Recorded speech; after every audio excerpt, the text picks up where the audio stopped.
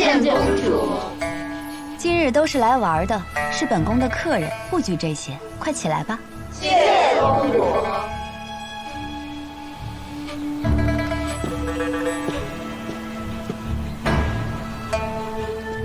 本宫让你起来了吗？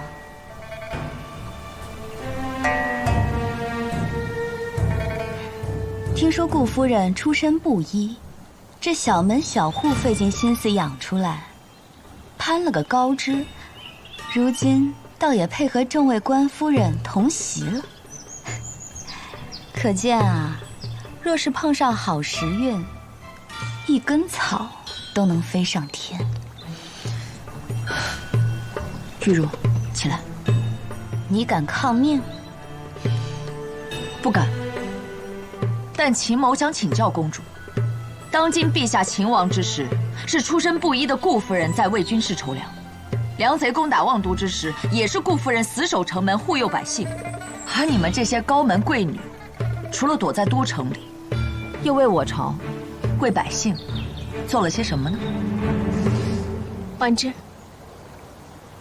你我皆是布衣出身，与公主殿下有云泥之别，怎能相提并论？公主随便办这一场寻常的赏花宴，便是极尽奢华。想必公主也是为大家费了不少心思。唉，我就一介军中粗人，变不得什么心思。但是我想请教妹妹，今日这场赏花宴得花多少银子啊？那可就多了。这御花园内12桌赏花宴，少说也得上千两。上千两，赶得上10个2品官员的年俸了。顾夫人，你莫不是在指责本宫？玉茹不敢，只是大夏初建，正是我们齐心协力为我朝效力的时候。我们作为官眷，万不该举与内讧。不仅如此，更要为大夏出一份力。我们内宅持家，若是能勤俭节约，也是为国效忠了。陛下到。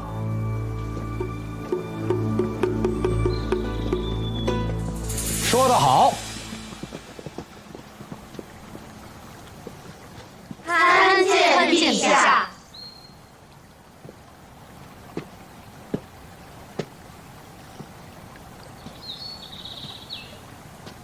起来吧。谢陛下。玉茹，你刚刚讲的话，朕都已经听到了。说得好啊！陛下，玉茹见识浅陋，想着自己在家中操持内务的法子，便联想到了，让陛下见笑了。哎，你不必妄自菲薄。其实治国跟治家都是同根同底，晋中和官眷若能够做起表率，形成清廉节俭的风尚，那势必会创造出我大夏国泰民安的盛世。你们听懂了吗？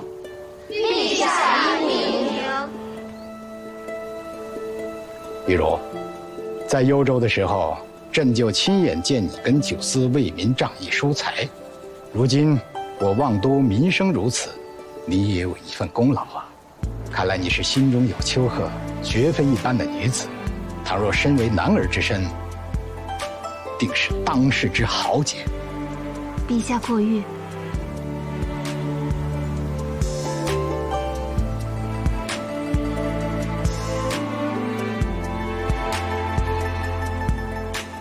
陛下近日为朝政劳累，身子骨不如从前那么硬朗了。趁着天气好，应该多出来走动走动，晒晒太阳。多谢太后您的关怀。不知今日太后邀我前来，所为何事啊？哎呀，还能有什么事儿啊？这人老了，心里惦着的只有儿女了。本宫呢，只有云长这一个孩子，他的婚事儿啊，还望陛下给做个主，赐婚一个如意郎君。这是好事啊。太后，不知您心中可有东床佳婿？陛下不知道吧？云长这孩子呢，与金朝户部侍郎顾九思啊是有婚约的。顾九思，他已有妻室啊。本宫知道，但那柳氏只不过是一介白身民女，休了便是了。何况论婚事儿啊，也是先王为云长指婚在先，柳氏进门在后，也算不得我们以皇室的身份欺压了他。太后，公主乃是金枝玉叶，那顾九思呢，他是有妇之夫，官职也不甚高，委屈了公主，实在是不妥呀。依我看，太后还是另择佳婿为好。哎呀，要是云长肯另选，我倒不必拉下这老脸来求陛下了。云长这孩子啊，被我给宠坏了。他与顾侍郎青梅竹马、总角十辫的玩在一起，如今一心啊就想嫁给他。陛下，这也是前朝先王最后的遗愿了。如今先王呢已无子嗣，也就是剩下云长这唯一的血脉了。当初我孤儿寡母，带着满朝文武开城相迎，把一切都献给了陛下，不求别的，只求一份庇佑。儿女婚姻这点小事儿，也望陛下给做个主，也算是圆了先王最后的遗愿。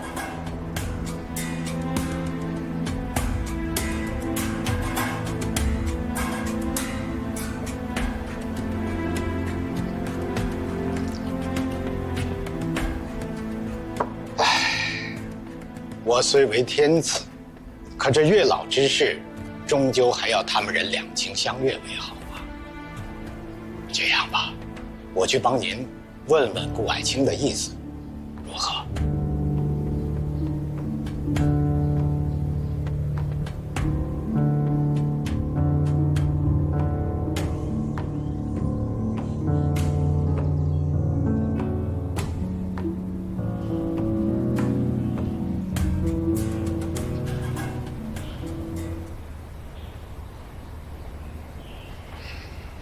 顾爱卿，近来你家宅如何？啊，微臣近来家宅安宁，家祠康健，多谢陛下关心。那，你与你的夫人柳氏感情如何呀？微臣与妻子柳玉如自成婚以来，可谓是琴瑟和鸣，恩爱非常。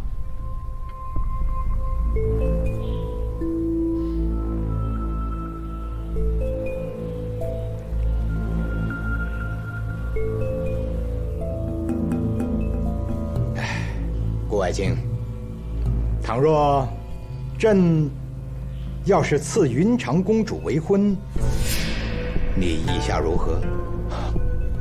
陛下抬爱太后垂怜，微臣心意领了，但微臣已为人夫。顾侍郎娶妻时，门第便不相配。如今顾侍郎是朝廷命官，深得陛下的器重，乃人中龙凤，休妻再娶便是。顾侍郎为何还不谢恩？陛下，太后，臣有疑惑。好，但说无妨。微臣读过圣贤书，懂得这为人夫婿之礼法中有三不去：无娘家傍衣不去，为公婆服丧3年，服侍3年不去，同贫贱后富贵不去。微臣的妻子柳玉如在扬州也是无娘家可依，为公爹服丧，服侍公婆可谓是尽心尽力，无微不至。那与微臣结发以来，我们也是同甘苦共患难，不离不弃。就算是顾家落了难，也没有因为贫贱嫌弃过微臣。顾侍郎，你与本宫说这些是什么意思啊？微臣是想问太后，那我若是因为富贵而休妻，便是对糟糠之妻不忠，对宦产之交不义；那若是为了攀龙附凤，搞得家宅不宁，那是对高堂不孝。您身为慈母，这慈母之心真的愿意把公主嫁给我这样一个不仁不义、不忠不孝之徒吗？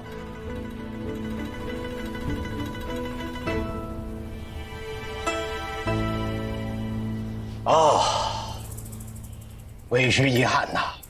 看来顾爱卿你是没有娶银长公主的这个福分了。是，不过你与你夫人伉俪情深，倒是令朕动容啊。听说是扬州早春的一场大雪拦住了赐婚使者，才让你们两个提前结为了夫妇。只是天意如此啊！你们两个又情投意合，患难与共，真是天作之合。来，拿支笔来，快！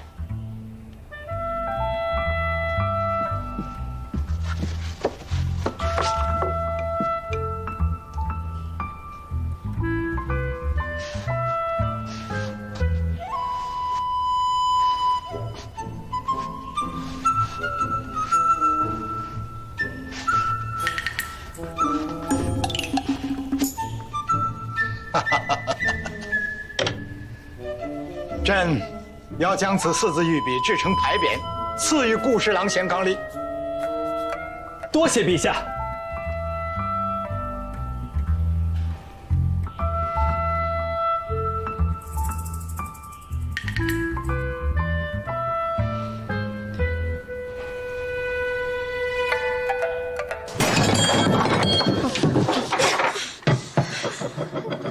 看什么看？还觉得我不够丢人吗？公主殿下，请息怒。滚！都给我滚出去！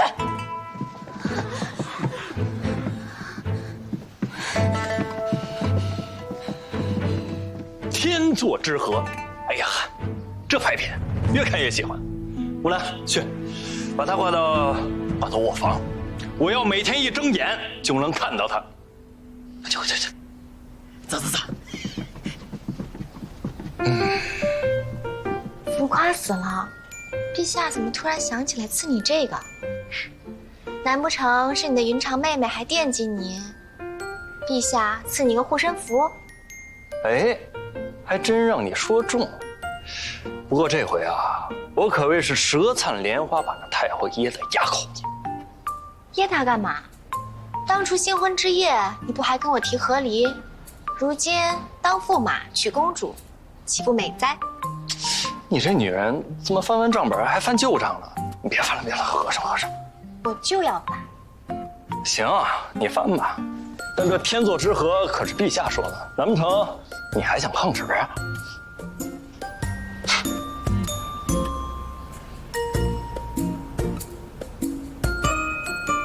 怎么了？我觉着有点古怪。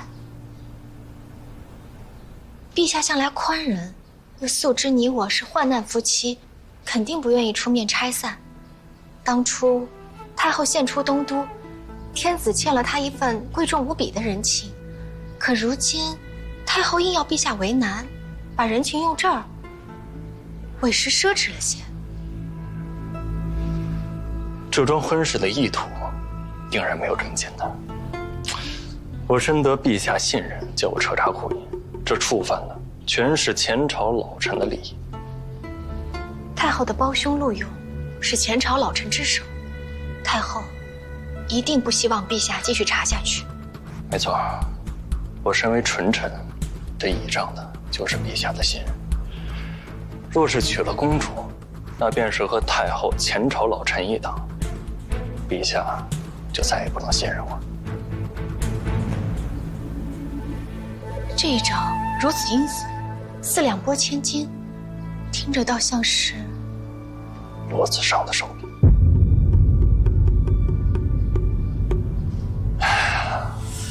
这东都盘根错节，我得找那老狐狸好好商量商量。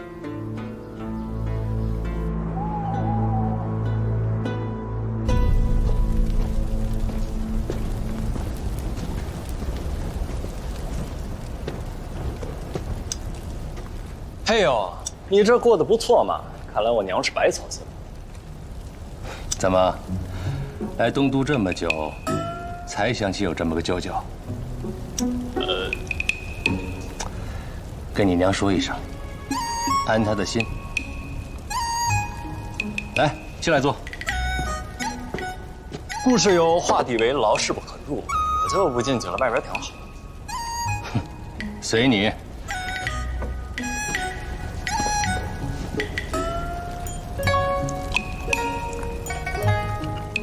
长高了，是咱们太久没见了。你的事儿我可知道不少。对了，云长公主，你当真就一点都不动心？她可是个美人啊！当年东都一见，人家可是对你芳心暗许。哎，这话可不行乱说，要是我夫人听见，我吃不了兜着。看把你吓的！我这位素未谋面的外甥媳妇儿，怎么就镇住你了？说说正事吧。还不是你执意要查库银案，赐婚公主这个事儿只是一个开始，甚至不能说它是件坏事。可是你执意要查下去的话，那你是敬酒不吃吃罚酒了，小九思。小九思可不怕他们这些小手段。你是不怕，你知不知道你动了多少人的糕点？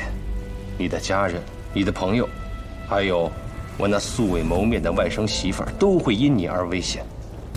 你想过没有？我会护他们周全。那你也得有这个本事才行。再说了，就算你把所有的贪官都查出来，那又怎么样？难道都参了？都撤职？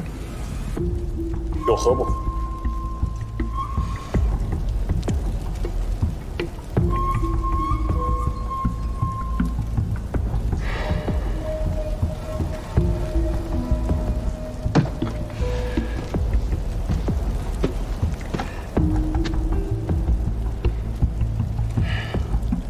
你先回去吧，免得你娘担心。行。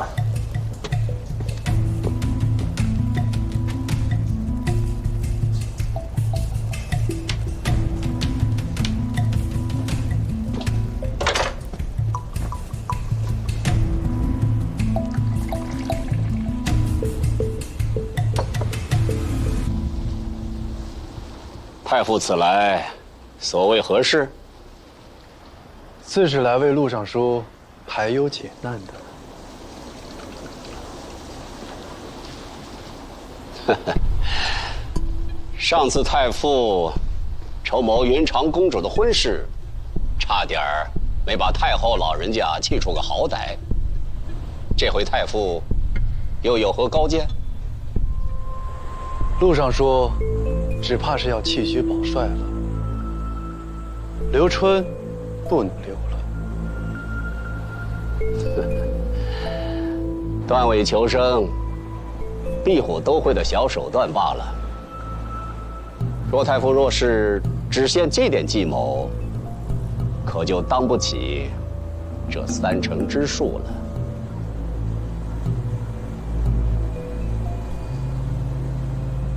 那些库银的3成，你知道是多少钱吗？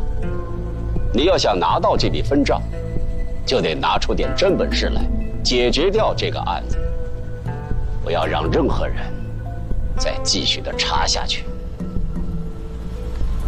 陆尚书，再心急，也得听我把话说完吧。说。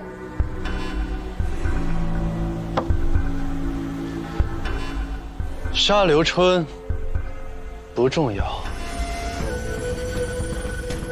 谁杀了刘春才重要。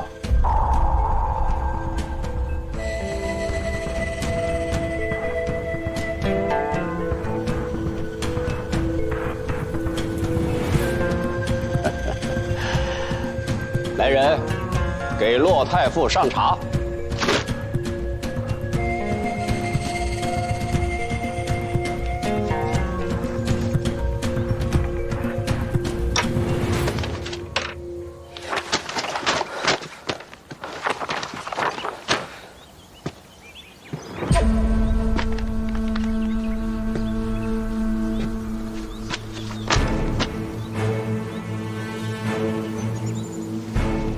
太子殿下如此勤奋，若是陛下知道了，一定会十分欣慰的。父皇从不会跑到这东宫水榭看我努力，只会在朝堂上赞许顾九思办事得力。这几日在朝堂上，又夸了顾九思好几次，连看下他的表情都和颜悦色。他已经很久没有用过那种神色看过我了。顾九思彻查库银一案，甚是得力，陛下难免赏识他呀。这有什么难的？说父皇把这件事交给我，我一定能办成。太子殿下既然有这份心意，那何不亲自去查？陛下只看结果，谁去查不重要，只要殿下赶在顾九思之前查出些眉目，那陛下自然会看见太子殿下的心意和才干。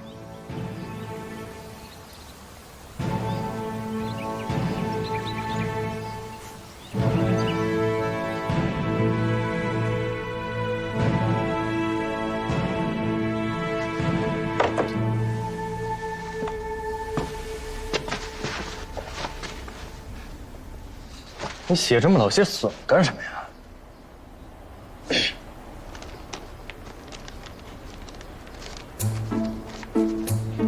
你看错了，那是韵，写的丑罢了。韵，我瞅瞅，哼，还真是韵，夜韵的韵。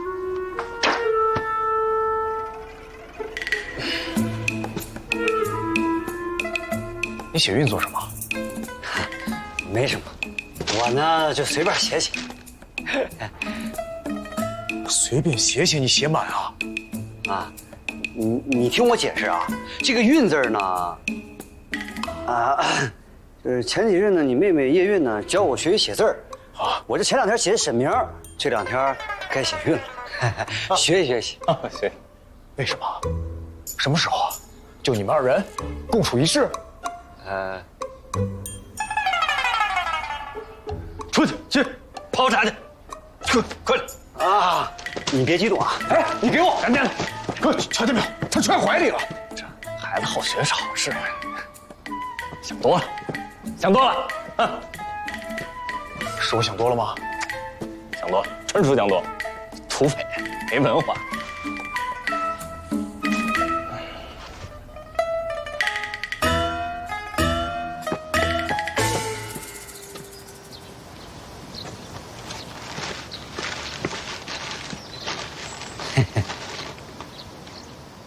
这不是写的挺好看的吗？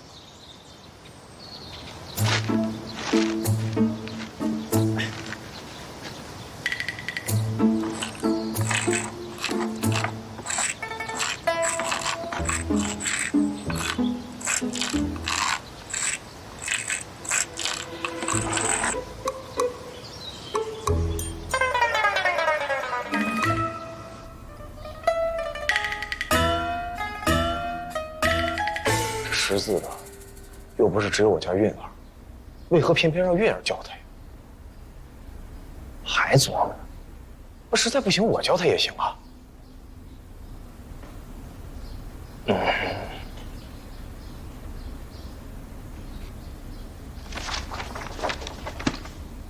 这东湖的账册已经悉数查明了，漏洞百出，但这账却是平的。他们呀，肯定是有其他手段。我明白了，沈明啊，他每次去我家搬账册，都忙前忙后，上蹿下跳的。那如此看来，这小子是醉翁之意不在酒啊！你对沈明意见挺大呀，不应该吗？这是前朝的火势柱，大前年东16铺到东32铺走过水。据说烧的只剩下黑墙，所以才搬到了现在的布置。你有没有觉得，这账册记得过于清晰完整了，是吧？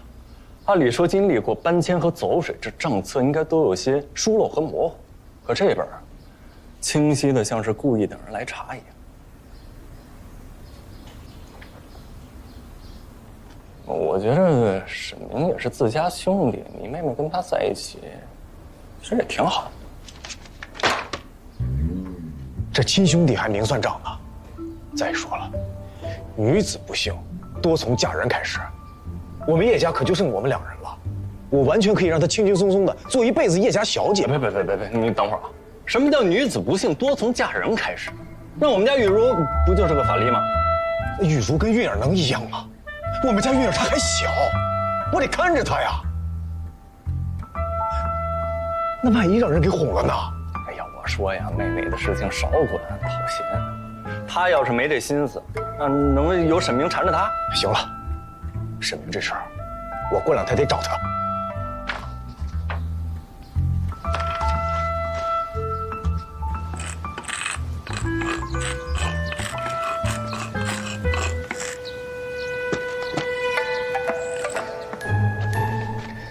你说这银库如此重地，发生了火灾，就没有官员详细记录吗？有，御史说了，夏日炎热，烛台多倾倒，这走水也是常事，并无可疑之处。这记录的御史叫什么名字呀？叫刘哲，他查验火灾没有问题以后，就把事情交给了户部，之后是一个叫周凯的人负责。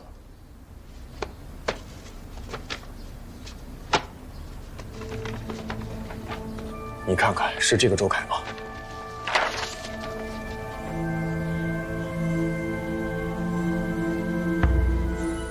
有迹可循。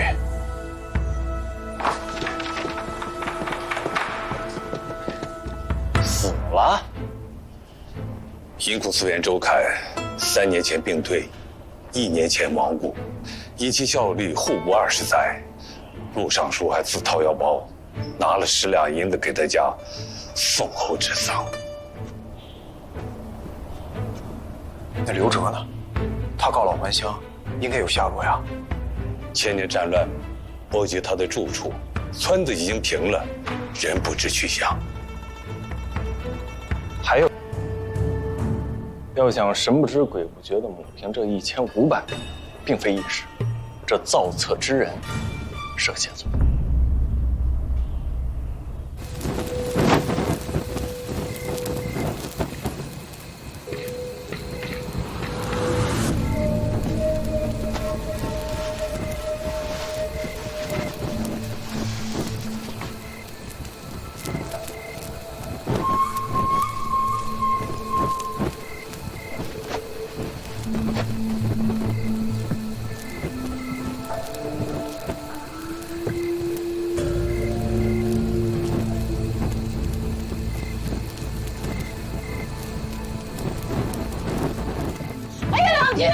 你在做什么呀？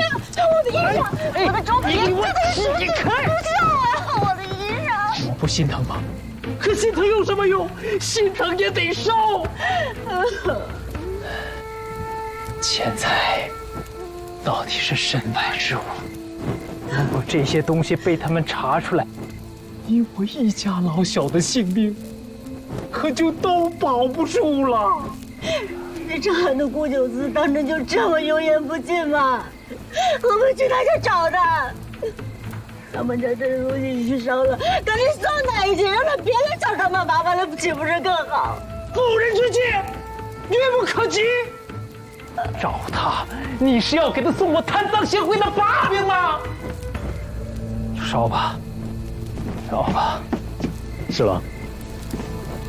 陆尚书有见。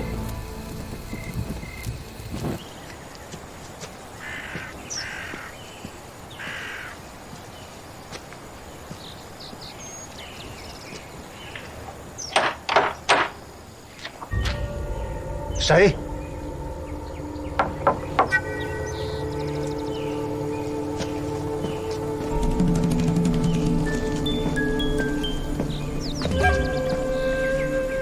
你是孙贺吗？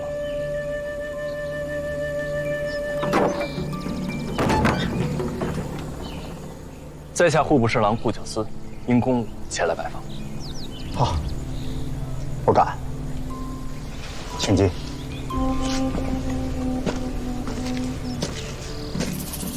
娘，给客人沏壶茶。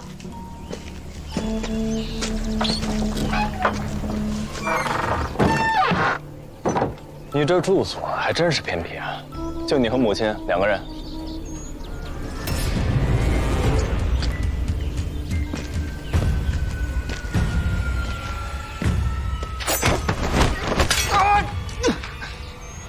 这是何意？你不是刘春派来杀我的吗？废什么话！